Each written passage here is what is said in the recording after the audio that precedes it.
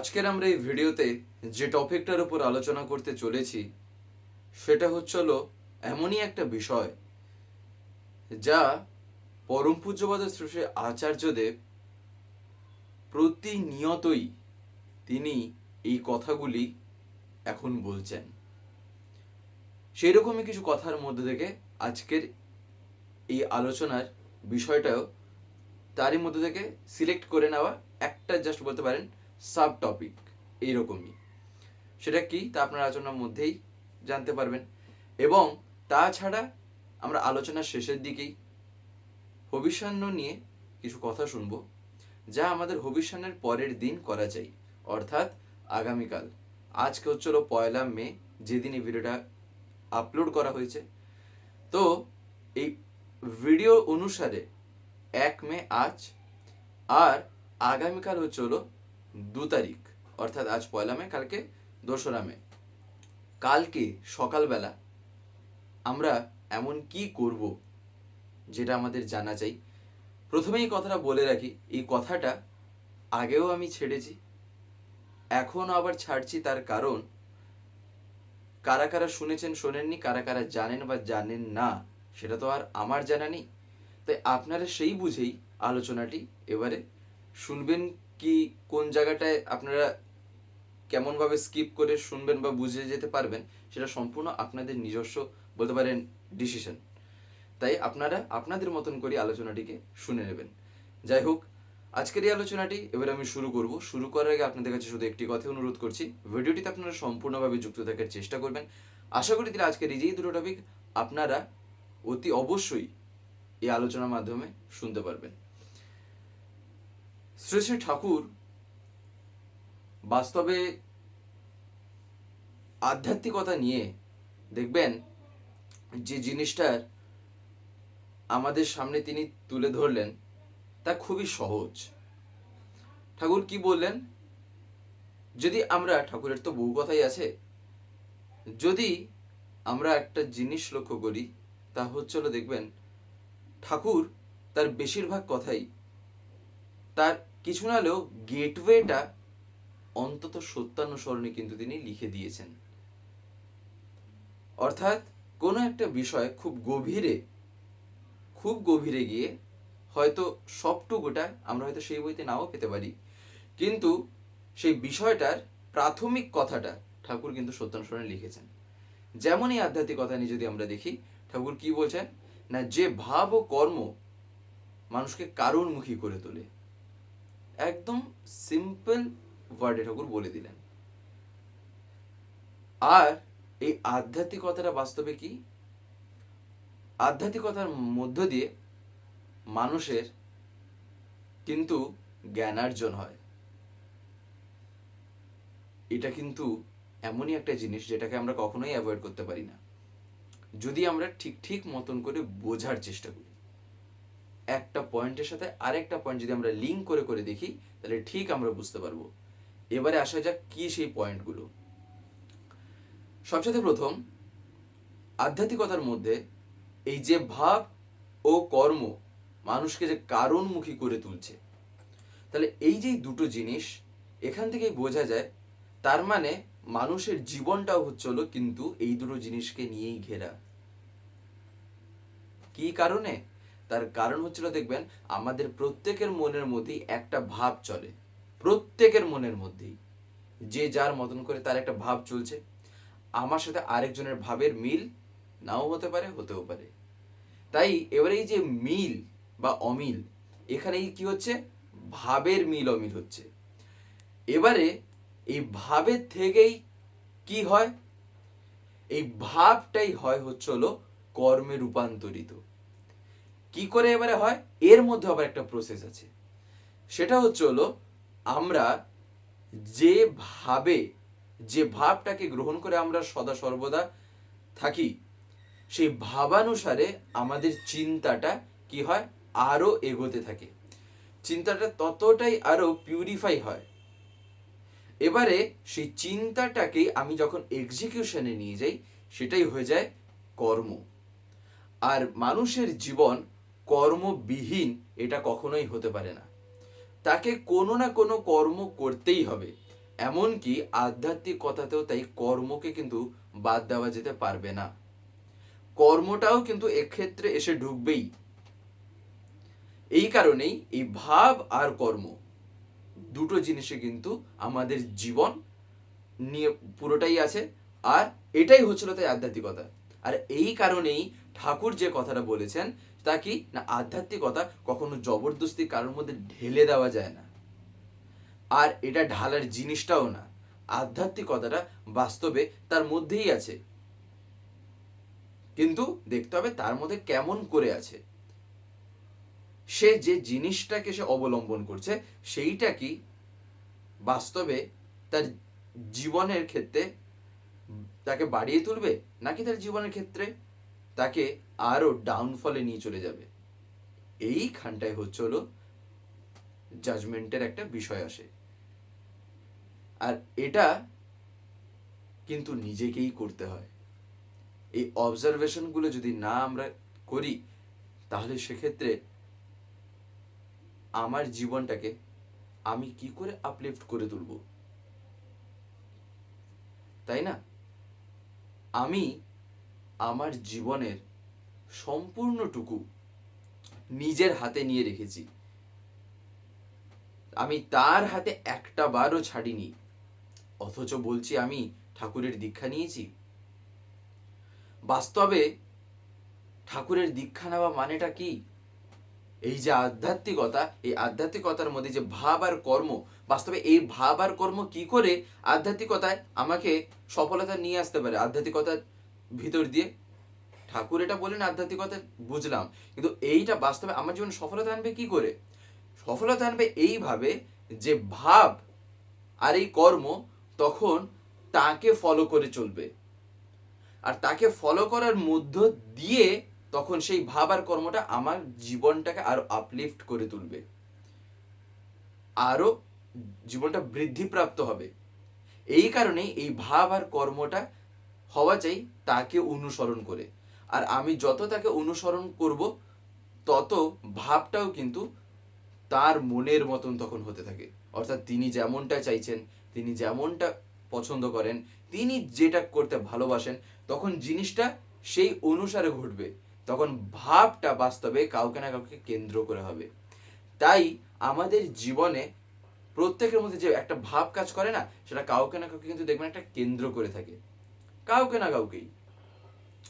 হয়তো দেখা যাবে নিজের ইগোকেও পর্যন্ত কেন্দ্র করে আছে, আর আমি সেটাকেই ফলো করছি, এটাও থাকতে পারে, না থাকার কি আছে, তাই না? বরঞ্চ ঠাকুর তারও নিজেই বলছেন যে নিজের ইগোটাকে সাবলিমেশন নিয়ে যাওয়া এটা কোনো চারটিখানি কথা না, কোনো একটা সহজ কথা না। আর তার কাছে এটা সহজ যখন সে তার জীবনটাকে এমন কোনো একজনের জন্য, এমন একজন জীবন্ত আদর্শের জন্য যদি সে ফতুর করে দেয়, তখন তার ইগো বলে আর কিছু থাকবে না, তখন তার সেই ইগোটা এমন জায়গায় তখন রূপান্তরিত হয়ে যাবে, তখন তার অহংকার তার জীবনে বাধা হয়ে দাঁড়াতে পারবে না, উল্টো অহংকার তখন তার জীবনে তাকে উঠিয়ে নিয়ে যেতে পারে। কথাটা এত বুঝতে পারলাম? ভালো করে যেন কথাটা আগে আমরা বুঝি, এটা কিন্তু খুবই একটা সেন্সিটিভ জায়গা। কথাটা শুনেই মনে হবে এটা কেমন কথা, অহংকার জীবনে তুলে নিয়ে যাবে। বাস্তবে হ্যাঁ, সে কিন্তু সেটা কখন হয়, হয় খুবই রেয়ার। কথাটা এইখানে কেন না, তার কারণ শ্রী শ্রী ঠাকুর বলছেন যে দেহ থাকতে কিন্তু মানুষের অহং যায় না। আর সত্যানুসরণে দেখবেন ঠাকুর একটা জায়গায় পাতলা অহংকারের কথা বলেছেন না? তাহলে কি করে কি হবে এখন?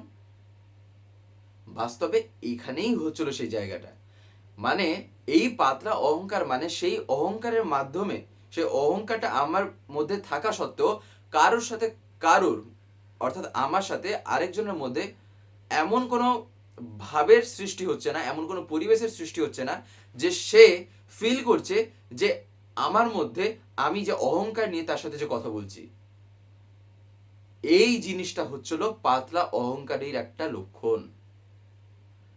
আর এই অহংকারটা বাস্তবে কি, এর যেমন একটা সুন্দর ফিচার কি, এর ফিচার যেমন মোবাইলের এক একটা ফিচার হয় না, এই পাতলা অহংকারের একটা ফিচার হচ্ছে হলো অনারেবল ডিস্টেন্স মেনটেন করা। প্রত্যেকের সাথে।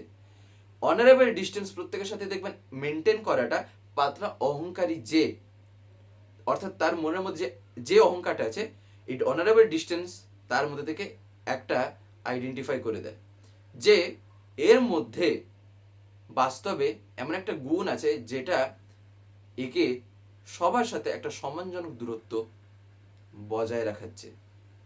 তাই এই যে জিনিসটা তখন কি হচ্ছে না, তার জীবনে তখন তাকে আরো বেড়ে উঠতে সাহায্য করছে। তাই অহংকারও সেক্ষেত্রে আমার ইষ্টের পূজার অর্ঘ্য হয়ে গেল। আমার ইষ্টের পূজার্ঘ হয়ে উঠলো সেই অহংকার, যেটাকে আমি এতদিন ধরে কি বলতাম না এইটা আমার জীবনে বাধা দিচ্ছে। বাস্তবে জীবনে দেওয়া তার প্রত্যেকটা জিনিসই যদি আমি তার জন্য কাজে লাগাই, কোনো কেউ আমায় বাধা দিতে পারবে না। একটু ধাক্কা টাক্কা মেরে দিতে পারে, কিন্তু আমাকে একেবারে শুইয়ে দেবে, একেবারে মানে আমার এক্সিস্টেন্সটাকেই নিভিয়ে দেবে, এইরকম কারোর ক্ষমতা নেই। না অহংকারের, না কোনো বৃত্তি প্রবৃত্তির, না বলতে পারেন সেই রকম জাতীয় জিনিসগুলির, কেউ পারবে না। কেন? তার কারণ আমি সব কটাকে দড়ি দিয়ে ঘুরিয়ে বেঁধে একদম দিয়েছি হচ্ছিল সব তার পানে, তার কাজে লাগানোর জন্য, তার পানে ছুটবে, আমার বৃত্তি প্রবৃত্তিগুলো তার কাজে লাগবে। আমি এই রকম করেই আমার জীবনটাকে গড়ে তুলেছি। তাই এই যে জিনিসগুলি, এই জিনিসগুলি কখন ফিল হয়? এবারে ফিলটা হয় তখনই যখন আমি ভক্তিতে ডুববো। আর এই ভক্তিতে যখন আমি যাই, ঠাকুর কি বলছেন যে ভক্তিবিহীন জ্ঞান বাচক জ্ঞান মাত্র।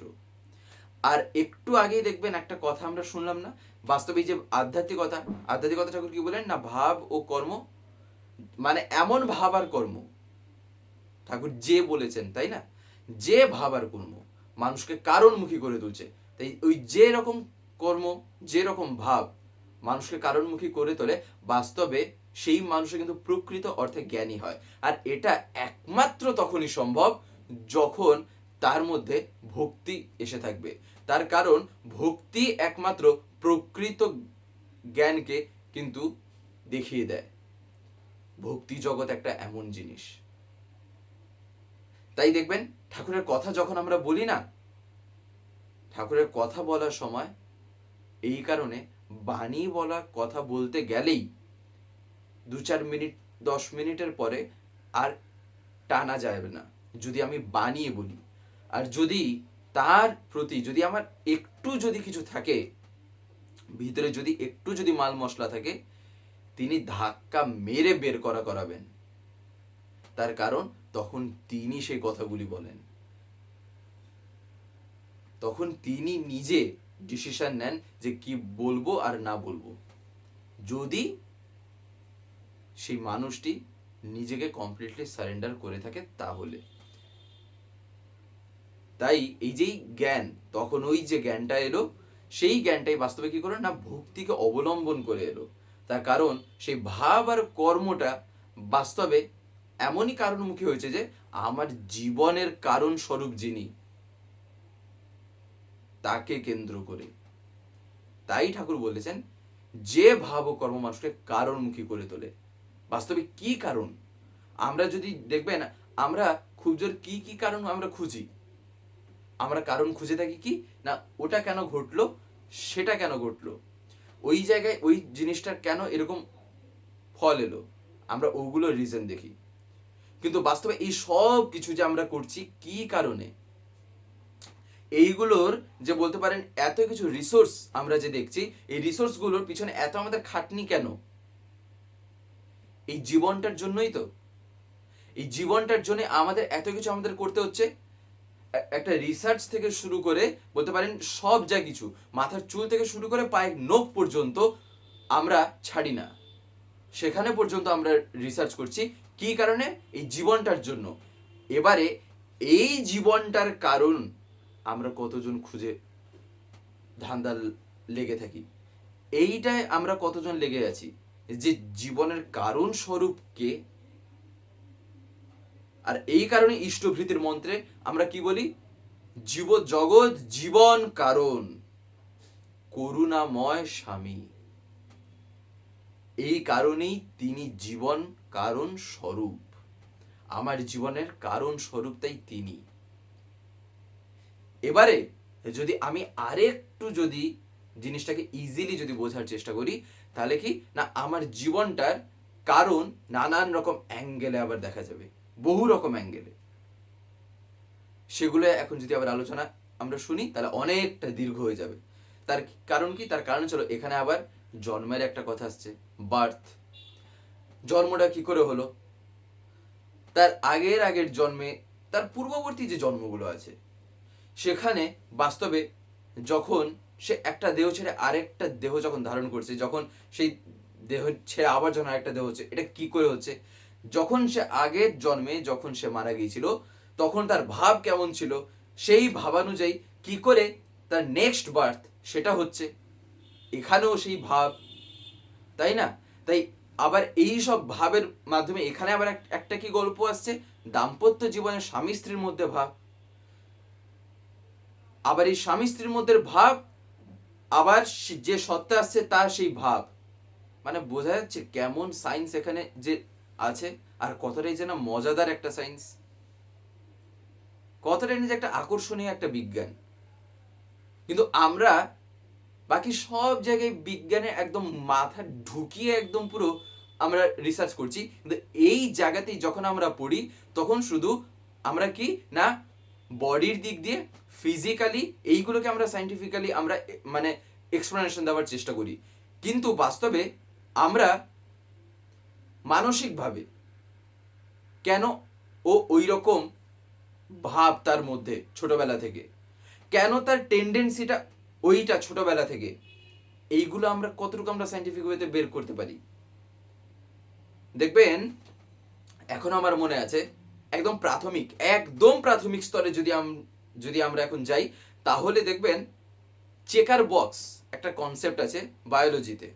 চেকার বক্সের মাধ্যম দিয়ে দেখবেন বোঝানো হয়ে থাকে বাস্তবে এক্স ওয়াই এর একটা গল্প।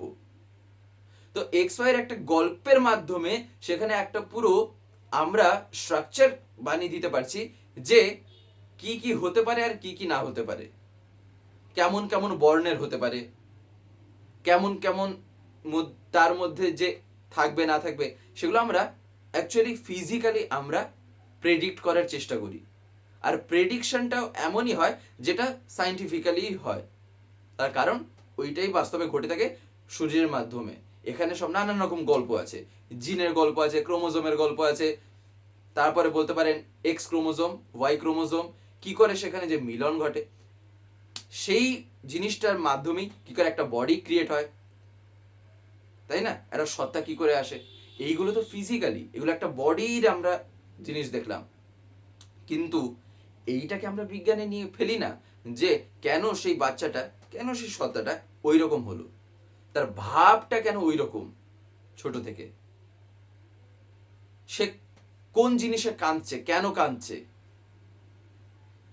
তার কারণ প্রত্যেকটা বাচ্চা কিন্তু সমান হয় তা তো মোটেই না।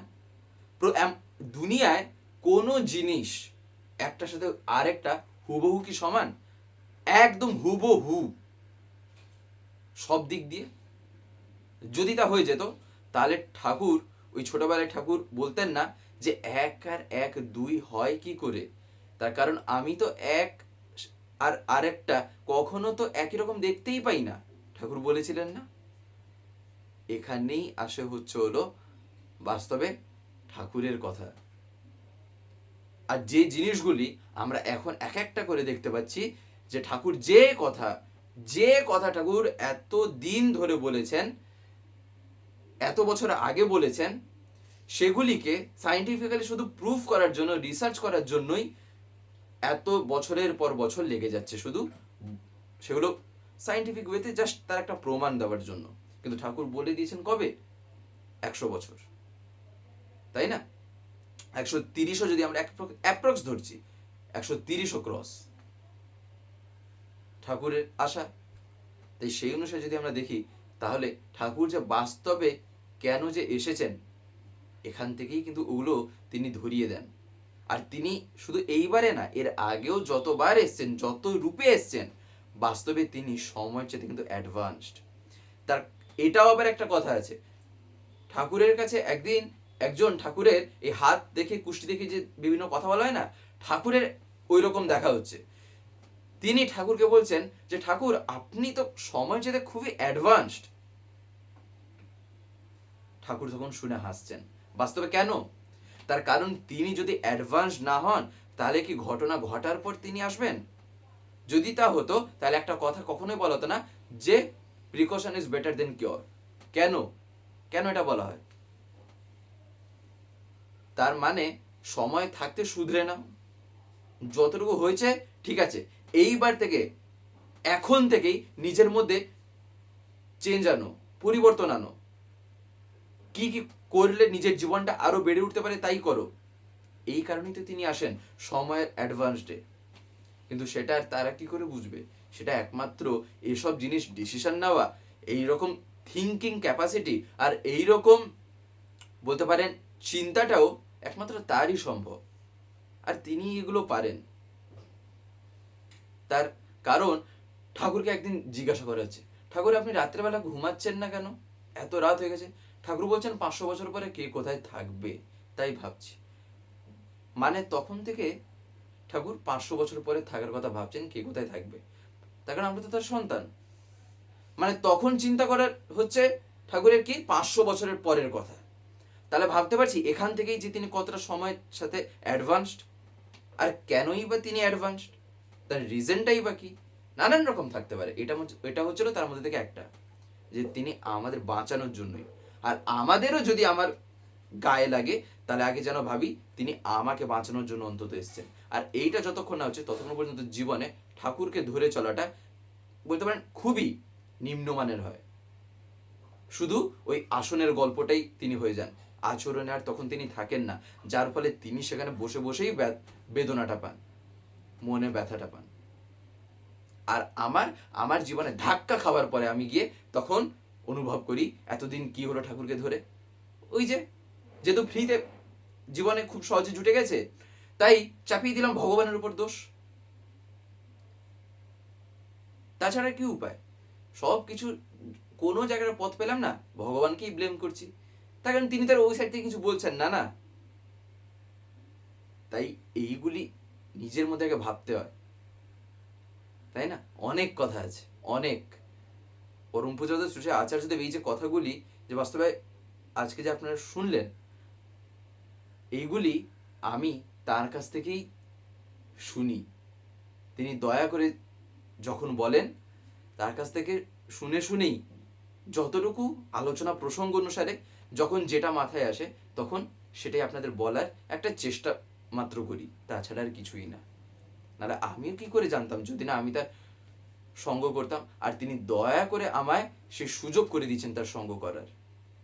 এই কারণেই আমি তার সঙ্গটা যে করতে পারছি, যার ফলে জানতে পারছি, তাই না?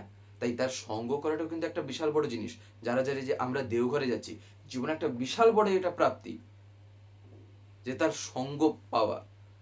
আমরা বলি না সাধু সঙ্গ মই দেবনিতা, আর তার মতন সাধু আছেনই বা কে? আর তার যখন আমি সঙ্গ করছি তাহলে বুঝতে পারছি যে আমি কার সঙ্গ করছি।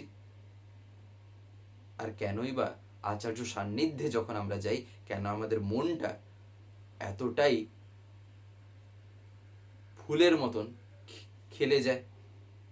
এই কারণে। যাই হোক, আরেকটা যে কথা ছিল তা হচ্ছে হলো হবিষ্যান্ন নিজে কথাটা। আমরা হবিষ্যান্নের দিন রাত্রেবেলা দেখবেন একটা কাজ করতে হয়, তবে রাত্রেবেলার আগে একটা কাজ করে নিতে হয়। এই কারণে ভিডিওটাও একটু আগেই আজকে ছেড়েছি। সেটা হচ্ছে হলো